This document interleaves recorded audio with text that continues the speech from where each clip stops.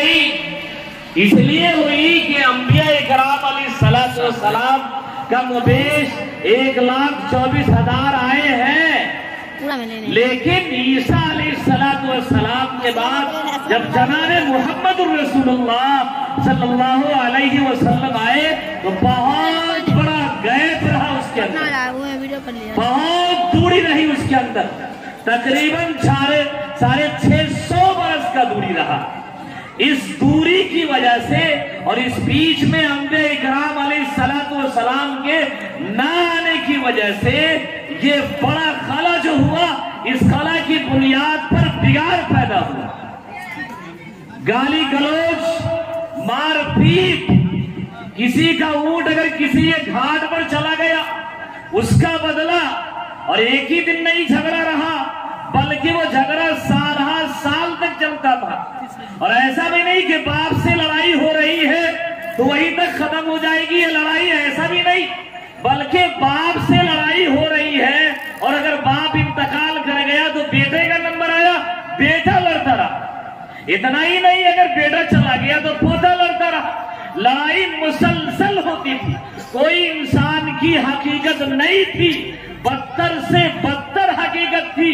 और उसमें से खास करके लेडीज की तो और भी कोई हकीकत नहीं थी, उससे तो बहुत बदतर सुलूक किया जाता था। अगर लेडीज से शादी की गई तो उसे बीच में रखा जाता था, उसे तो तलाक भी नहीं देते थे, अगर उसको नहीं चाहते थे तो तलाक भी देकर छोड़ दे, ऐसा भी नहीं रखा जाता था। और अगर वो महामारी के अंदर फंस जाए उसे बंद कमरे में बंद कर दिया जाता था, खुले कमरे में जाकर बंद कर दिया जाता था, और बाहर से रोटी फेंकी जाती थी, खाना दिया जाता था, और टूटे चारपाई में डाल दिया जाता था। कोई भी उसकी हकीकत नहीं थी। और भी इससे ज्यादा बदतर हालात थे कि जब बेटी पैदा होती ही उसे जिंदा दरगोर कर दिया गया था, मार दिया जाता था। लंबी लंबी तफसीर और सहाबा इकराम के बड़े बड़े वाकयात हैं। जब उन्होंने ईमान लाया तो क्या नबी पाक सल्लल्लाहु अलैहि वसल्लम के पास बयान की कि मेरा हालत ये था, लड़की पैदा हुई, हमने क्या किया, लंबी तफसीर वक्त नहीं। इसलिए दुनिया के हालात बहुत बदतर थे। और अगर जनाब मुहम्मदुर रसूलुल्लाह सल्लल्लाहु अलैहि वसल्लम नहीं आते अगर तो फिर हम लोग ये टोपी, ये कुर्ता, ये दाढ़ी, ये लिबास, ये ओढ़ना और बिछाना और ये सुन्नत और ये कुरान, ये हदीस कुछ भी नहीं होता, उससे ज्यादा बदतर हम लोग होते। इसलिए जनाब मुहम्मदुर रसूलुल्लाह सल्लल्लाहु अलैहि वसल्लम को ऐसे हालात यकीनन बात है मेरे भाइयों, बुजुर्गों, दोस्तों, खुद जनाब मुहम्मदुर रसूलुल्लाह सल्लल्लाहु अलैहि वसल्लम के वालिद मोहतरम अब्दुल्लाह, इनके हालात क्या किए गए। नबी पाक सल्लल्लाहु अलैहि वसल्लम दुनिया में नहीं आए थे। अब्दुल्लाह अब्दुल मुत्तलिब का 10वां बेटा था। और ये लात रुसल हुबल बड़े बड़े बुत, 360 बुत जो रखे हुए थे, इनके सामने देखते थे, सर माथा टेकते थे, हर चीज मांगते थे, मन्नतें मांगते थे, पानी बरसाना ये करते थे। इतना हालत बदतर दौर था, अगर बारिश नहीं होती थी तो वो लोग जानवरों को पकड़कर और उसके दुम के अंदर आग लगा दिया करते थे कपड़ा बांधकर। और जब वो जानवर छटपटाता था तो लोग हंसते थे, मजा लेते थे। जानवर तहस नहस होता था कि अब बारिश हो जाएगी, अब बारिश हो जाएगी। तो अल्लाह तबारक व तआला को रहम आ जाता था जानवर पर, तब जाकर अल्लाह तबारक व तआला बारिश भी बरसा देते थे। ऐसे हालात थे। नबी पाक सल्लल्लाहु अलैहि वसल्लम के वालिद मोहतरम अब्दुल्लाह, या अब्दुल मुत्तलिब के 10वां बेटा है, ये दुनिया के अंदर आए। बड़ा ही आवाज, बड़ी बेहतरीन शेर व शायरी के अंदर महारत, खूबसूरत आवाज। अब्दुल मुत्तलिब को अब्दुल्लाह से बहुत ज्यादा मोहब्बत, और ये तय था कि जब 10वां बेटा पैदा होगा उसे उस बुत के सामने चढ़ा दिया जाएगा। लेकिन अब्दुल्लाह पैदा हुए, अब्दुल मुत्तलिब को बड़ा ये था कि मेरा बेटा किसी तरह बच जाए, इसलिए नजूमियों को बुलाओ, काहिनों को बुलाओ, उससे मशवरा लो, उनसे पूछो क्या किया जाए, कैसे बचाया जाए, अब्दुल्लाह बच जाए। और एक बहुत बड़ी महारत थी अल्लाह तबारक व तआला को बचाने की, क्योंकि अब्दुल्ला से जनाब मोहम्मद रसूलुल्लाह सल्लल्लाहु अलैहि वसल्लम को इस दुनिया के अंदर लाना था और इस दुनिया के अंदर बहार को लाना था।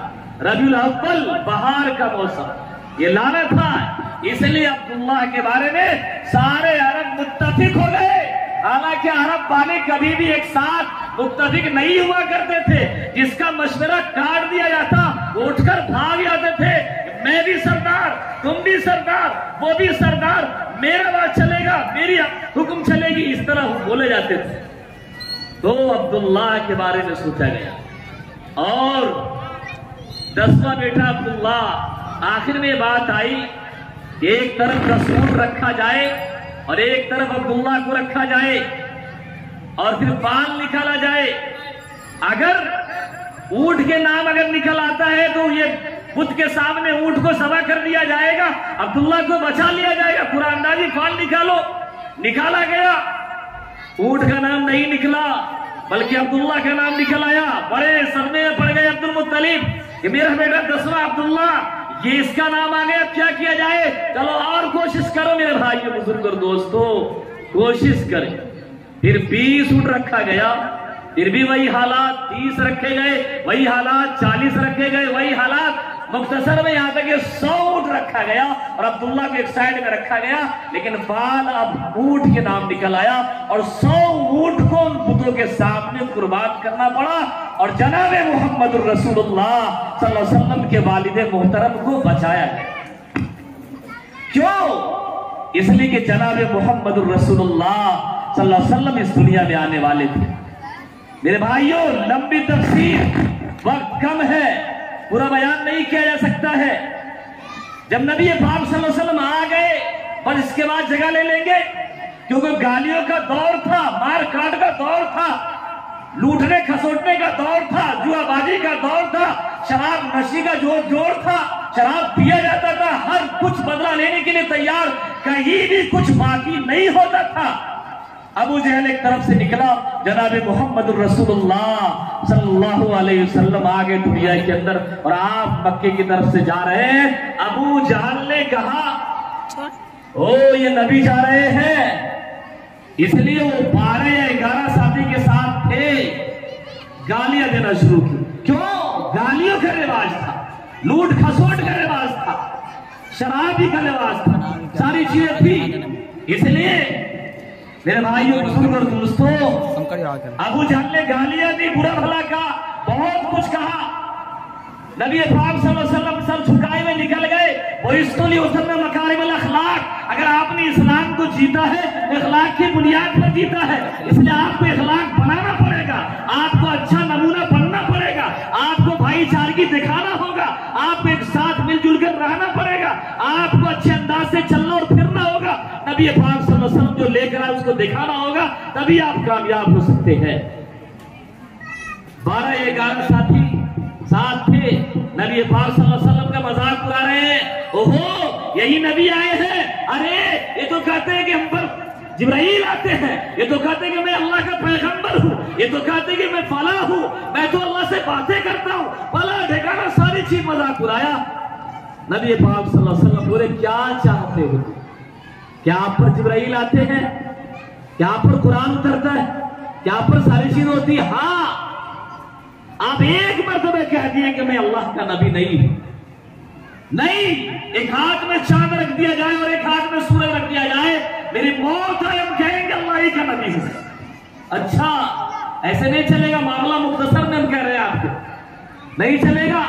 12 या 11 साथियों ने कहा ऐसे नहीं छोड़ो, क्योंकि बहुत जुल्मत का दौर था, सताने का दौर था।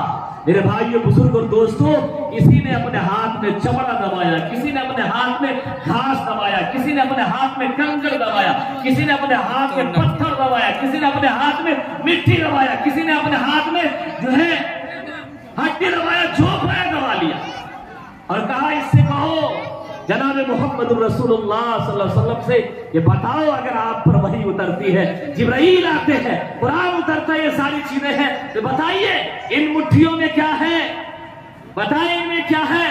नबी पाक सल्लल्लाहु अलैहि वसल्लम ने कहा बताने की जरूरत नहीं, वरना कहोगे फिर कुछ और बोल दोगे, इसलिए तुम्हारे हाथ में जो चीज है खुद ही पुकार डालेगी। अच्छा ये बात है, बोल डालेगी हाँ, और मुट्ठी को मजबूती से थाम लिए, पकड़ लिए, क्योंकि मुट्ठी के अंदर कंकड़ भी हड़बड़ा रहा है, मुट्ठी के अंदर पत्थर भी हड़बड़ा रहा है, मुट्ठी के अंदर घास भी हड़बड़ा रहे, मुट्ठी के अंदर जो है वो हड्डी भी है, मुट्ठी के अंदर मिट्टी भी है, मुट्ठी के अंदर जो है वो चमड़े का जो है टुकड़ा भी है, ये सब चीजें हड़बड़ा रही। अब वो लोग तो ईमान नहीं लाए थे, वो गाली बकने वाले, वो शराब पीने वाले, वो जुआ खेलने वाले, वो सट्टा खेलने वाले, वो तहस नहस करने वाले, इसलिए मुट्ठियों को और दबाया कस के। अब कंकड़ भी हड़बड़ाने लगा, कहा बोलो इसके अंदर खुद आवाज आएगी, कंकड़ हड़बड़ाए, कहा हाथ को इसके अंदर कंकड़, कलमा ला इलाहा इल्लल्लाह मुहम्मदुर रसूलुल्लाह। तो मेरे भाइयों बुजुर्गों दोस्तों, वक्त नहीं, इसलिए जो हालात थे बहुत ही बदतर हालात थे, बहुत ही गड़बड़ हालात थे। ऐसे हालात में जनाब मोहम्मद रसूलुल्लाह सल्लल्लाहु अलैहि वसल्लम इस दुनिया में आए, रहमत बनकर आए, अव्वलीन वल आखिरीन, आखिर और अव्वल बनकर आए। अल्लाह तबारक व तआला हम सबको कहने सुनने ज्यादा अमल करने की तौफीक अता फरमाए।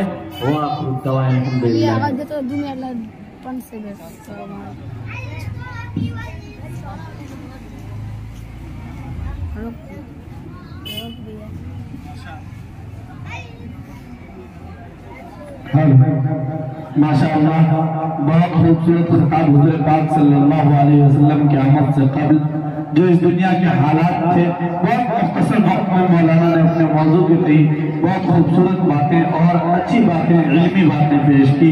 आइए इसके बाद एक नौजवान खतीब, मुतहर्रिक, फ़आल, अल्हम्दुलिल्लाह, जो इस वक्त मस्जिद अब्दुल गनी में खिदमत अंजाम दे रहे हैं और साथ साथ जो मकतब का निज़ाम है इनका, वो बहुत खूबसूरती के साथ वहाँ चल रहा है। मैं इस वक्त हज़रत मौलाना अबू तालिब साहब कासमी से अदब